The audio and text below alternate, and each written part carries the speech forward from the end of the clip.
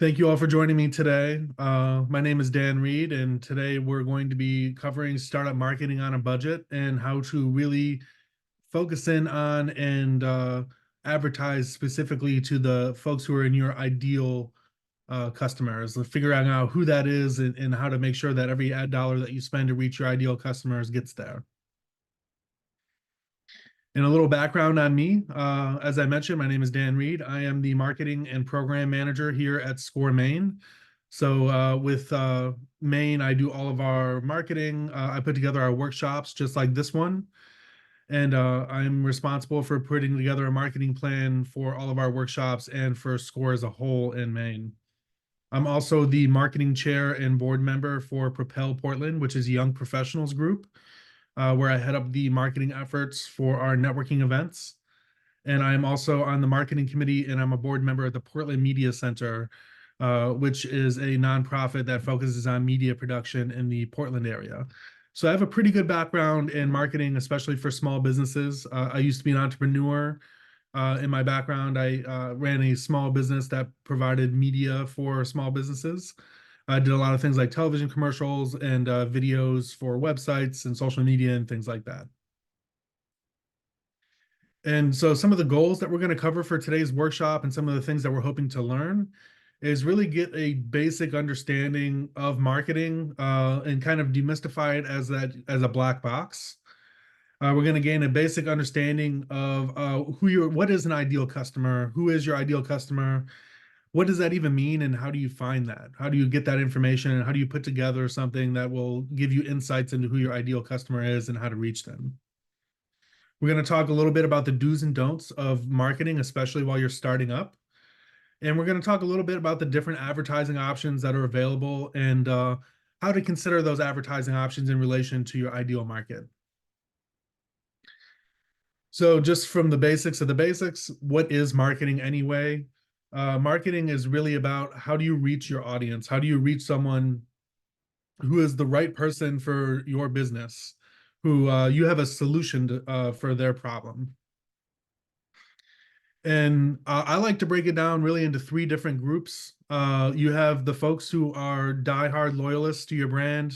They've probably purchased from you in the past. They really, really love what you do, and they're the perfect fit for your business. And they tend to be people who will engage on social media. So every time you post, they might post something or share it.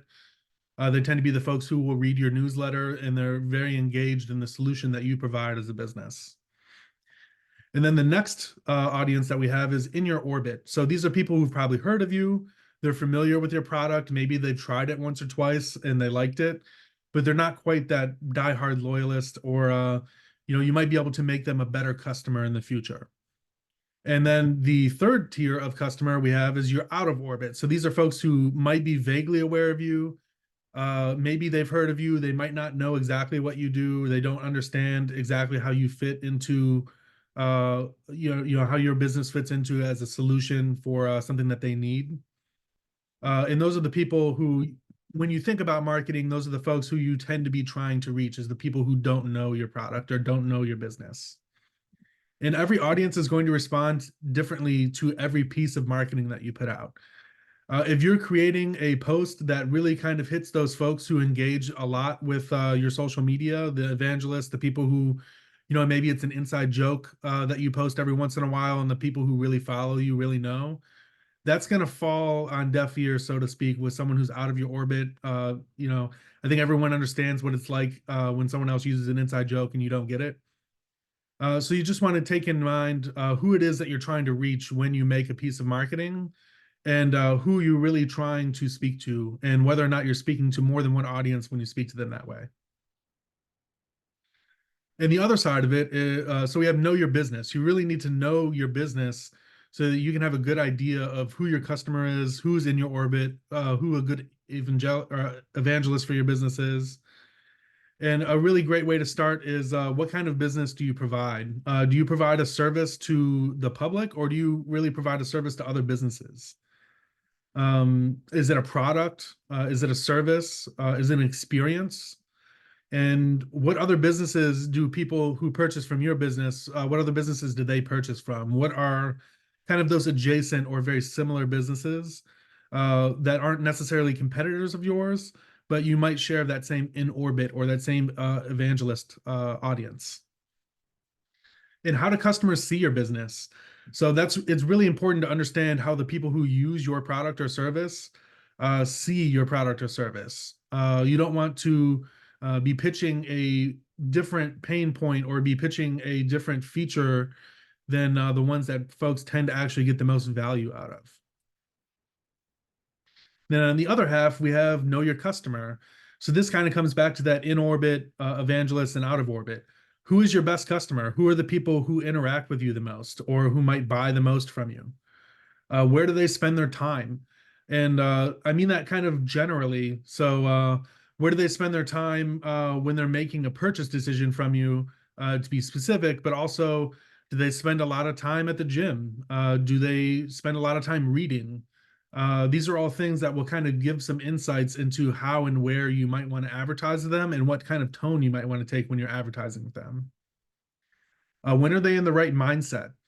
A really good example of this is if you sell to other businesses, let's say you sell to a warehouse and they have widgets, and the purchasing manager for that warehouse works 8 to 4. It's probably not going to be good to call him on his personal cell phone at 7 o'clock at night when he's having dinner. He's not going to be in the right frame of mind to make a purchasing decision from you. And also, how much is too much? How much contact is too much? I think everyone's had that experience where they've signed up for an email or they bought something and then they get 100 emails from someone and then they're just like, ugh, I don't want to deal with this. And you unsubscribe almost immediately.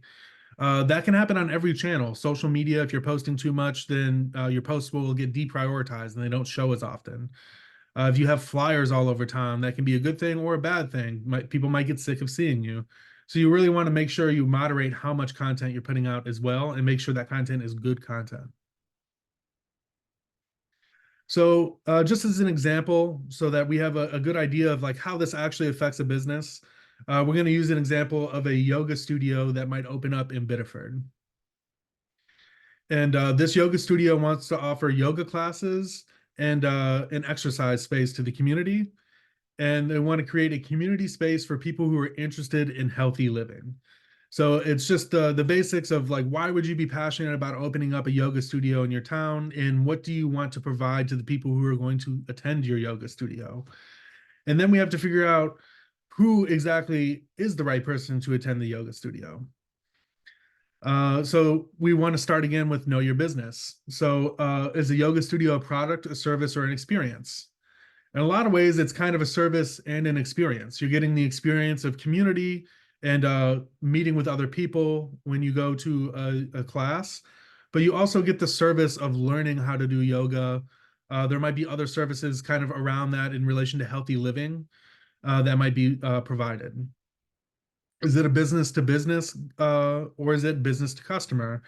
Well, some yoga studios might be business to business where they might focus on things like corporate retreats or holiday parties or things of that nature. For this example, we're going to say that it's a community yoga studio and we're really kind of just focusing on the people who live near us. And so we have a good idea of kind of the business that we're going for. What are some of the other yoga studios in Maine do? What are some of the ways that they advertise and have effectiveness? So we can pretty easily deduce and determine that a lot of yoga studios are on social media and they get a lot of engagement there.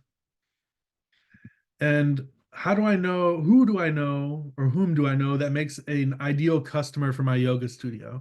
So this is where you'll be dealing or really digging into your personal experience and going, I have a friend who I think this is the perfect solution for them, or I have a client who I think this is the perfect solution for them. And in our example, we have a friend named Abby. So how do we get a good idea? We have a friend, Abby, who we think is a good target audience or a good target market for our yoga studio. How do we get a good idea of knowing our customer from that? So we want to start with something, there are really two categories. There are demographics and psychographics. And you might have heard these in terms of like hard descriptors and soft descriptors. Demographics tend to be things that you can't really change or are considered immutable characteristics. age, location, education level, occupation. They're just kind of quote unquote facts about a person. And then psychographics are kind of more those are kind of more in the softer realm. There are things that a person chooses. So goals that they might have, or motivations, frustrations, or hobbies. A good example of a psychographic might be that someone likes iced coffee. So now that we have a good idea of what we're looking for and we have a friend who fits that target, we'll go ahead and create what we call an ideal customer profile.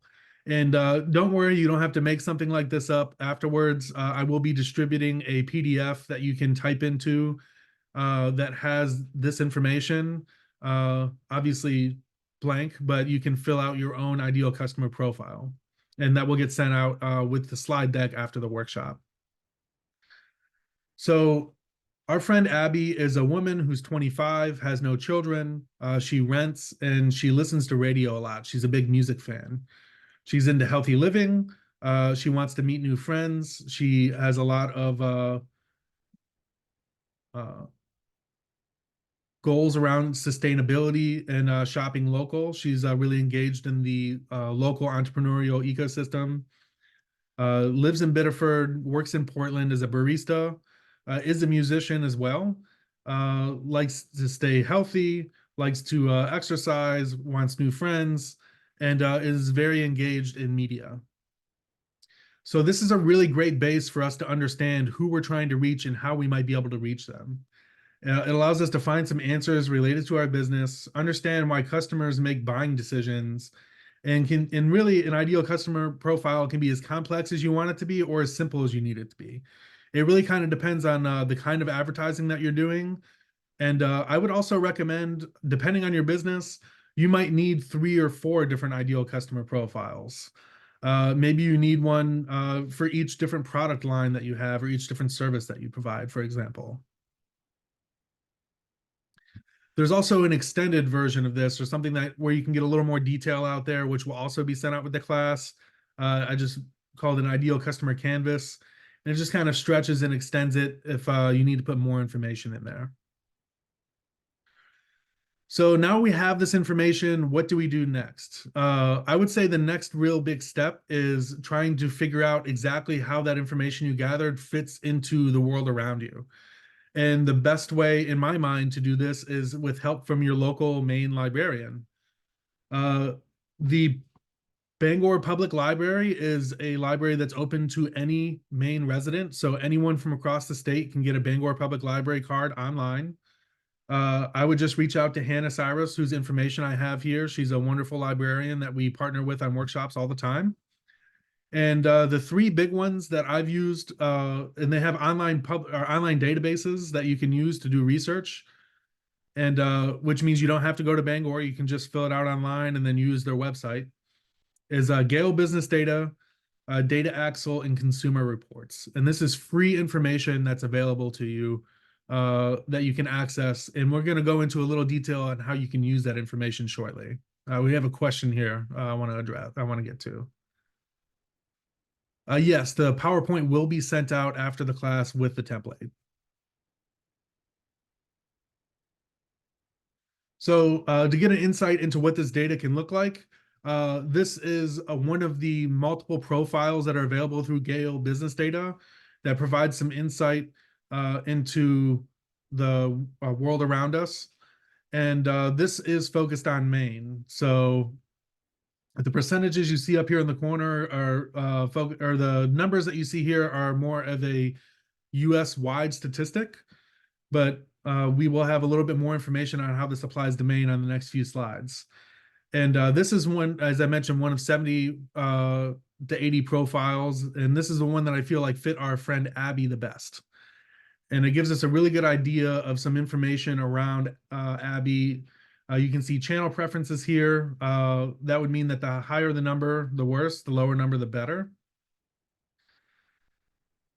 And how we can use this data is also in Gale Business Demographics Now. We're looking at, this is the same variable, influenced by influencers. This is the profile that we chose that fits Abby. And we can see how many people live in our area that fit that profile. And you can see in our color scale here that Biddeford has a nice red chunk, which means there are a lot of people that fit our ideal customer profile who live in the Biddeford area. This is great news for our yoga studio. And we can also see that there's a good chance we can pull some folks from South Portland and Portland as well, depending on our advertising. So how exactly does this help? The darker areas indicate more of the target audience. If we haven't picked a location yet for a yoga studio, that's a really great key indicator of where we might want to go, what neighborhood might be a good fit for us. If we want to do something like some physical media for advertising, it's great for letting us know where to post flyers or send mailers, because we know people who are in our target audience are in these neighborhoods and they're probably walking around, or at least they're more likely to be walking around there. If we want to geotag our social media advertising, that lets us know where we want to do that, or what kind of radio station we might want to pick. And we'll touch on this a little bit later, but what kind of co-marketing partners might be good for us. So this data can really help you pick a platform as well. So your ideal customer profile will inform what you want to put on your website, what social media platforms are right for you. A good example of that is if you're business to consumer and you're kind of selling, let's use our yoga studio example, LinkedIn is probably not going to be the best fit. Most people who are on LinkedIn are probably not thinking about taking a yoga class, or at least while they're on LinkedIn. Print or newspaper. If your ideal customer is an older crowd, then maybe newspaper advertising makes a lot more sense to you than social media, for example. Text messages, flyers, direct mail, radio, even direct phone calls, emails, events, influencers. All of this is really kind of determined by who is going to be the perfect person for your business to purchase from, or to purchase from your business, which really means that not all platforms are good for all businesses. Okay, Dan, but which platform, right? So what platforms are best? Uh, the big question that you want to ask for that is, can you envision your ideal customer using this platform? Can you really envision your friend Abby, who's good for your yoga studio, sitting down and reading the newspaper? Is that something that you see her doing on a regular basis? How do they engage with this platform? Are they at work? Are they at home? Are they in the car? So if in the car is a great example of a lot of folks will listen to podcasts or radio in the car. Is that the right time for them to be hearing about your business? If your business is if there's a lot of thinking that they might have to do in relation to their buying decision, then maybe a radio ad doesn't make a lot of sense. That might make more sense for something that's a little more impulsive, where they can just take an action as soon as they're done, driving. And can you envision your brand on this platform? If you just can't see your yoga studio on LinkedIn and getting engagements on LinkedIn, and that just seems kind of strange to you, then don't bother posting on LinkedIn. It's probably not going to be worth your time. And the big key takeaway is, if you do have someone like a friend, like your friend Abby, who is a good customer for the business that you're hoping to do, or for your current business, don't be afraid to ask them if they watch TV or if they use Facebook, or what's the best ways that they consume their media, so that you can figure out a good way to advertise to the folks that you're looking for. A lot of times that feels like a strange question to ask, but people really usually don't mind answering. So let's do a platform choice example. Go ahead and answer in the chat for our yoga studio, or answer in the Q&A if for our yoga studio.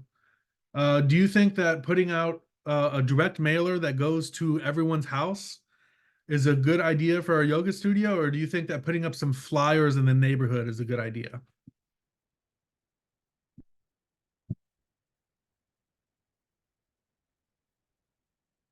Do we have any guesses?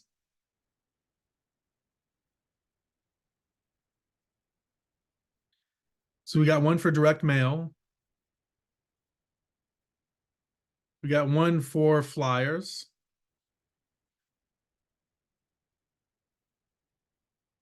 Go ahead and give it one more second, then I'll talk about what I think might be a good approach. and we got another one for flyers. So let's go over the good and the good and the bad for each. So with direct mail, it comes when the mail comes. You get it at your house. So that would be the where. It's individualized exposure, and what that means is that we are sending it to someone with their name on it. So when they open it up, they're going to have their name on it. It's a little different than seeing a flyer in public. Direct mail is a lot more expensive than putting up some flyers. You typically have to have a printing company do it. It's not something that you typically will do on your own. And that mailer is going to be mixed in with other mailers and other bills and other letters that they might receive. With a flyer, they might be able to see it at any point in time during the day or night. It's going to be something that they see in the community while they're out and about. It's going to be something that's generalized exposure. It's whether or not they see it. It's very inexpensive compared to a mailer.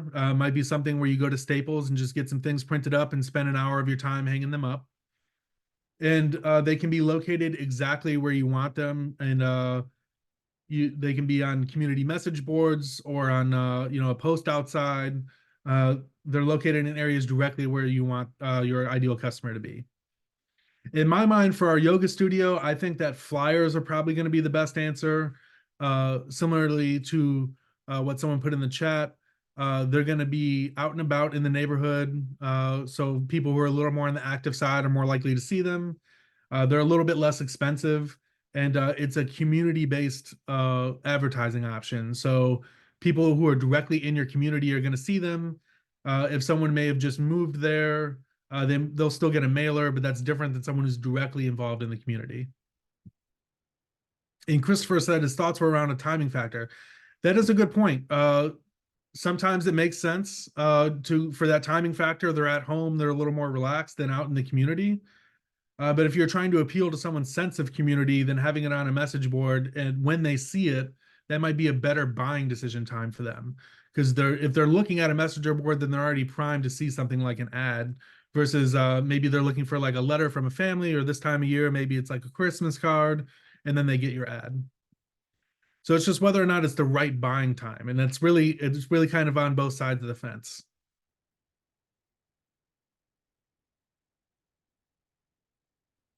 So I already talked a little bit about this, so this is a little biased, but which social media platform might be best for a yoga studio? Instagram or LinkedIn? Since I kind of spilled the beans already, I would say Instagram. It's a younger audience. It's more image focused, where LinkedIn is more story focused, and it's a lot easier to just come up with good imagery from a yoga studio. A lot of people in sync doing the same exercise. It's a lot more visually appealing than trying to tell the story of a lot of people in sync and exercise. And Instagram is a personal platform versus LinkedIn, where it's a business platform. And so that brings us to what are the different kinds of platforms? What are some of the things that we want to consider for our basic marketing? Organic platforms versus paid platforms. Organic platforms are things like your social media, flyers out in the community, things of that nature. They're usually low cost or free. It's typically more of a time sink. So it's typically more of a time sink to put together a flyer and go hang it up than it is to just ask a business to create a mailer. It needs a really good understanding of how to connect with your ideal customer profile. If you want to build your organic reach, you have to really understand how to talk to your customers to keep that going over time. And it's really organic reach is really the best for long-term strategy. You don't want to be relying on paid ads for every sale that you make. That's going to be unsustainable long-term. For paid platforms, it gives you instant reach outside of your orbit. So people who are getting a mailer it's usually a whole neighborhood. So you're getting people who probably never heard of you who will see that mailer or who will see that ad on Facebook that you've geo-locked to that neighborhood that otherwise would have no way or no knowledge of your business or no way to interact with your business. It's usually a lot faster. Again, a paid ad, you can just set up and go right there and you're reaching new people. Or a mailer, you set up and go and you're reaching a whole neighborhood that you've never reached before.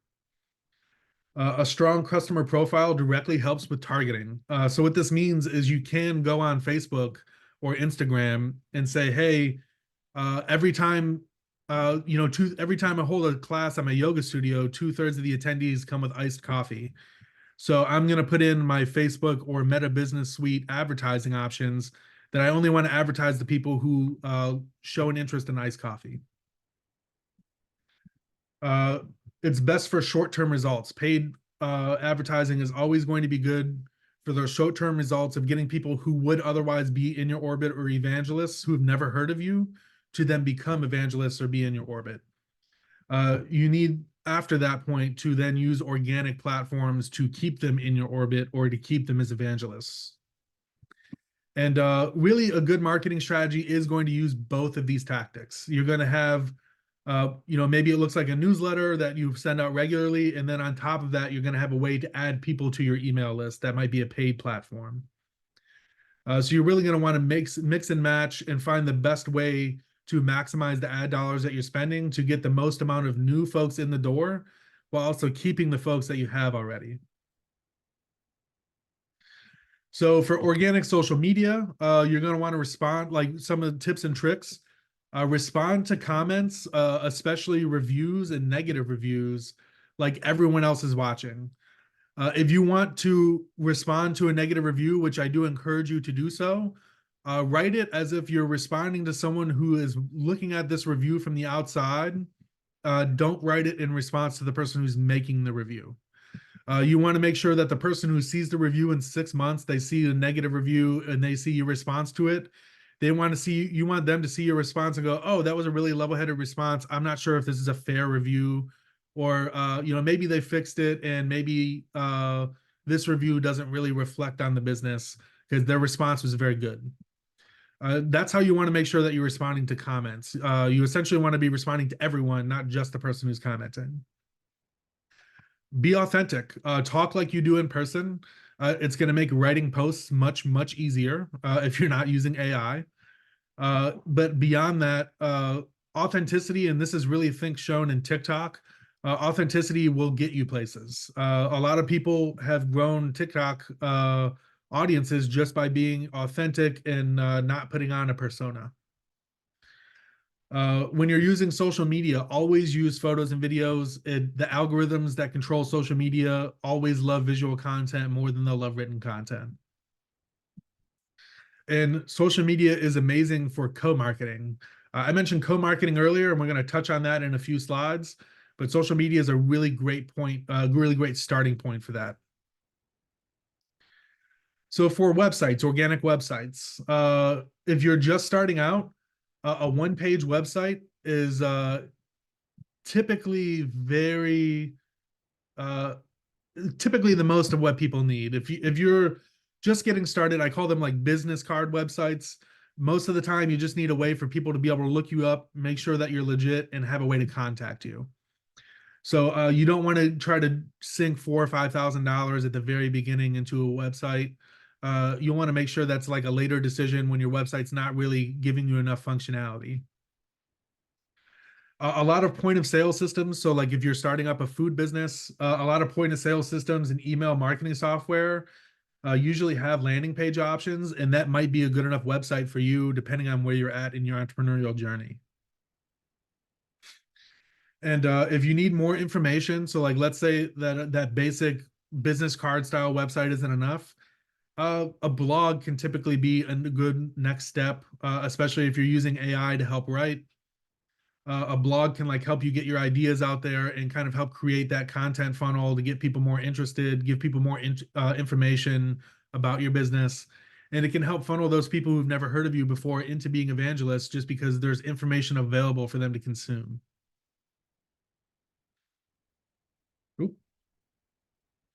So we got to that co-marketing. What is co-marketing? It really is when two businesses collaborate on a goal. So this is typically something that you do with someone who's an adjacent business or someone who has a very similar audience to yours. It allows you to market to another curated audience. So effectively, you become a credible and trusted source through your collaboration. And it allows you to look at someone else, another business's evangelist audience and in orbit audience, and appeal to them and do the same for them in reverse. Is usually low cost or free. It's something where you talk it out with another business owner. And you want to make sure that you're doing all of your co-marketing and your partnerships with other businesses with your ideal customer in mind. Really make sure that they have the same ideal customer or a very similar one to you, so that you're not creating extra work for yourself and you're really getting the most out of the relationship. And this is a really great option for building the people who are in your orbit. And here are some examples of co-marketing. We actually do have a yoga example here on the right. There's a brewer, or there is a brewery in Biddeford called Lucky Pigeon, and they used to have yoga classes with Emily Lane on Sundays. Uh, Lucky Pigeon is a gluten-free brewery, so they have a lot of folks who are kind of in that health conscious mindset, who are attending the brewery and who like to go there and hang out and have community and a good time, which is a great crossover with a yoga instructor who where they're both of their audiences are kind of promoting a version of health consciousness. We also have Yego Coffee from Boston partnering with Time and Tide of Biddeford, where they hosted a discussion on coffee sourcing and supply lines in the industry. And this was a great example of two people who might otherwise be competitors who exist in different markets, Yego being in Boston and Time and Tide being in Maine, who came together to collaborate so that we can exchange orbit, and those coffee connoisseurs who want to try something different, who are part of each audience, now know about the other business. And so we get out of the organic stuff and we get into the paid stuff. There are a multitude of different ways to get paid advertising. TV commercials provide a lot of credibility. Newspapers can be hyper local and also provide a lot of credibility depending on your target audience. Social media ads tend to be very affordable, and you can get very, very specific with your targeting. And radio ads are also very localized, and surprisingly enough, radio stations are very, very good at targeting as well. So if you have an ideal customer profile and you bring it to a TV station or a radio station or a newspaper even, they will tend to be able to use that ideal customer profile and provide good feedback on where you should spend your ad dollars. Google Ads is another one where it's incredibly targeted, and it's great for finding people who are ready to make a buying decision because you can target specific keywords. And there's also influencers, where it's influencers are almost like a paid co-marketing opportunity where you're paying to gain access to someone's in orbit or evangelist audience. So as I just mentioned, there are different ways to use your ideal customer profile. For social media, here's a direct example, and we kind of touched on this a little bit earlier. On many social media platforms, you can directly enter demographic and psychographic data into your audience details section to run ads or boosted posts. What this means for our yoga studio example is we can enter in, you see in blue here, we have the psychographic information, and in red here, we have the blue, we have the demographic information, and in red, we have the psychographic information. We lifted this directly from our ideal customer profile that we made with our friend Emily earlier. And you can then use this to make sure that you're targeting people who are most likely to click on your ad and take a buying action, which over time reduces the amount of money that you need to spend on ads to get a sale.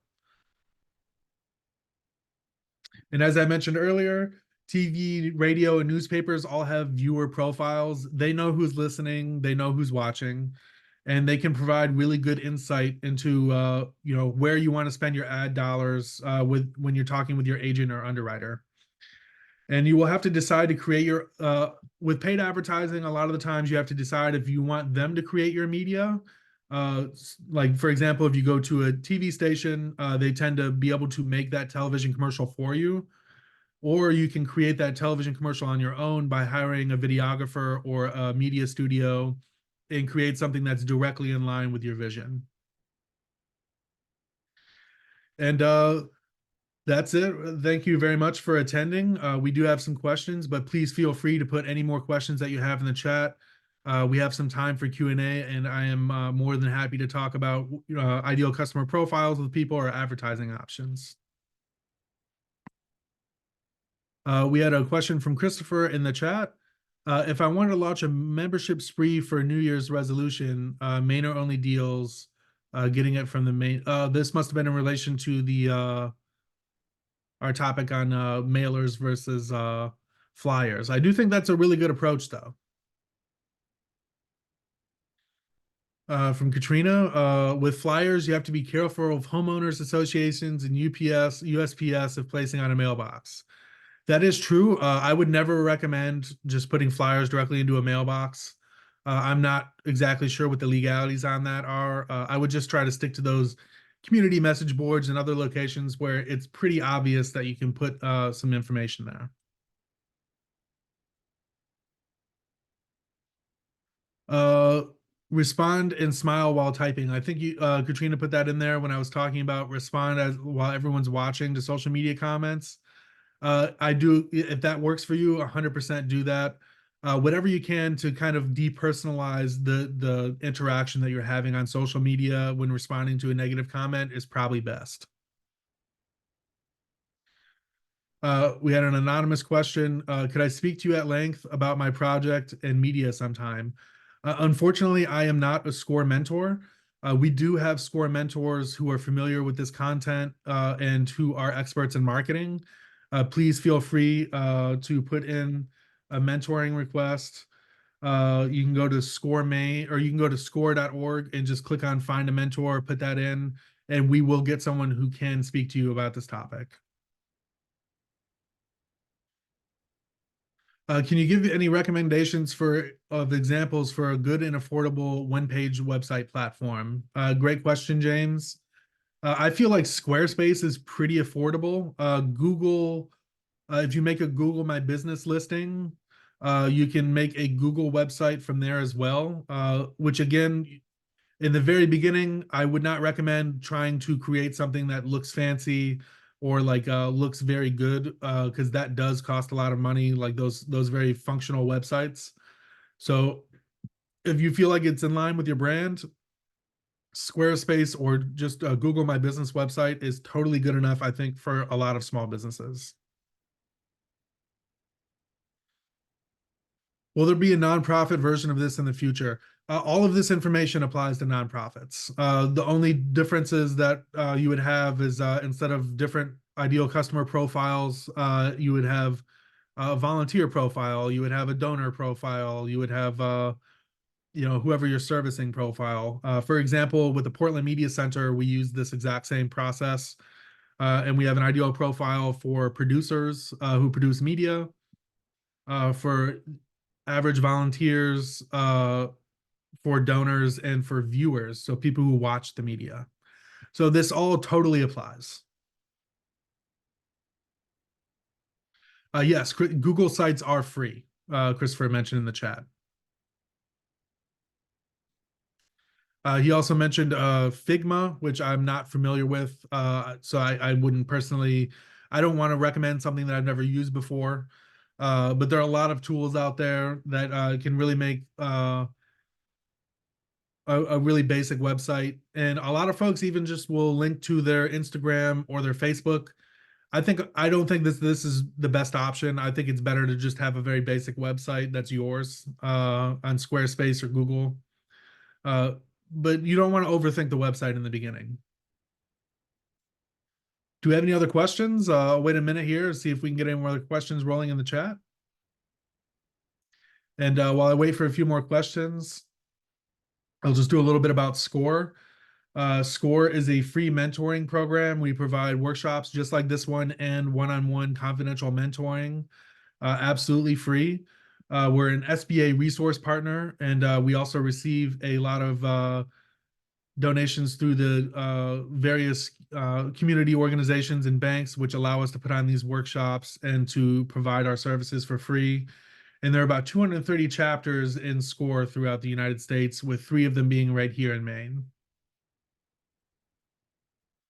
Covering email lists. We did not cover email as a specific marketing topic. More so, just I suggested email and email lists and writing newsletters as an organic marketing tactic. I would say email is probably one of my specialties. I would very strongly recommend that everyone create an email list and try to put out some amount of email marketing, because it does go directly to people who do want to get your emails, and they can always unsubscribe if they don't.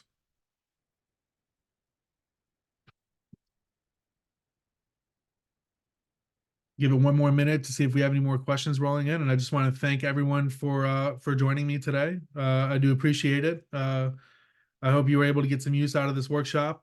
Keep an eye out in your email, not only for the slide deck and the ideal customer profile worksheet that will be attached, but also sign up for a SCORE mentor and speak with one of our SCORE mentors and talk to them about your business.